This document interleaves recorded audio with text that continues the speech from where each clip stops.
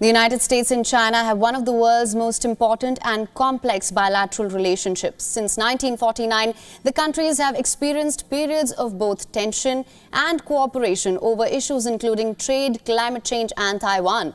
A rare Beijing visit by the U.S. Secretary of State saw U.S. and China make progress, but the two sides closed no gaps here. At a Democratic Party donors' reception, U.S. President Joe Biden equated Xi Jinping with dictators. Before leaving China, Antony Blinken said, and I'm quoting here, the relationship was at a point of instability and both sides have recognized the need to stabilize ties here. In February, a Chinese balloon, which Beijing denies was a government spy vessel, spent a week flying over the United States and Canada before being shot down.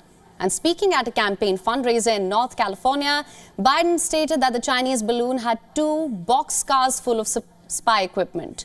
Now, the U.S. president said that the reason why Xi Jinping got upset was that he did not know the balloon was there. Biden added that's a great embarrassment for dictators when they didn't know what happened. In an interview with MSNBC, Blinken said the spy balloon incident with China should be closed. After the China trip, the U.S. Secretary of State said he hopes and expects better communication and engagement going forward. Blinken stressed there is a profound difference between de-risking and decoupling.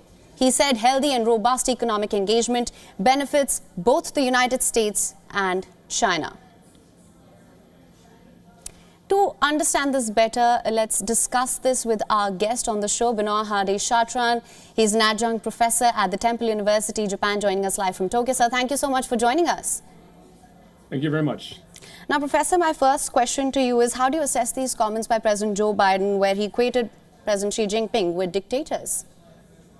Well, to be honest, I was a little bit surprised, as I'm sure many observers of the U.S.-China relations were. As you mentioned in your introduction, this happens on the heel of a very important visit by U.S. Secretary of State Antony Blinken to Beijing. And this visit by Blinken was very important. The relationships between the U.S. and China over the last few months, but overall over the last few years, has really been dwindling to very worrying levels, to levels of instability that we had not seen in decades. So the visit by Blinken was really meant to reestablish the relationship on a much more stable ground. And now these comments might undo at least partially the efforts of Antony Blinken, because they will, I expect, elicit a response, a strong response from the Chinese side. So yes, I was surprised to hear these kinds of comments by the American president.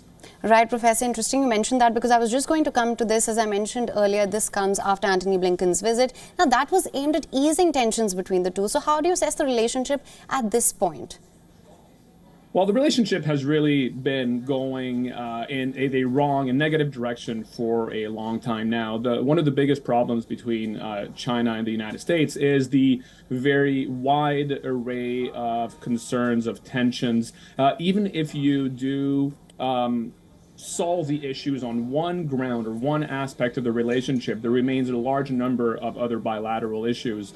For example, you can think of trade, you can think of technology competition, you can think of human rights issues. There are, of course, military tensions. They are opposed on Taiwan. They have different views on the Russian invasion of Ukraine. It's really impossible, given the wide array of tensions, to really think of establishing or having a positive relationship. But at the very least, what they can do is establish guardrails, making sure communication remains open and making sure it doesn't go down to levels where we can just escalate and potentially risk war between the two sides. This is why, once again, the Blinken visit that you mentioned in your question was extremely important, which makes the Biden comment surprising.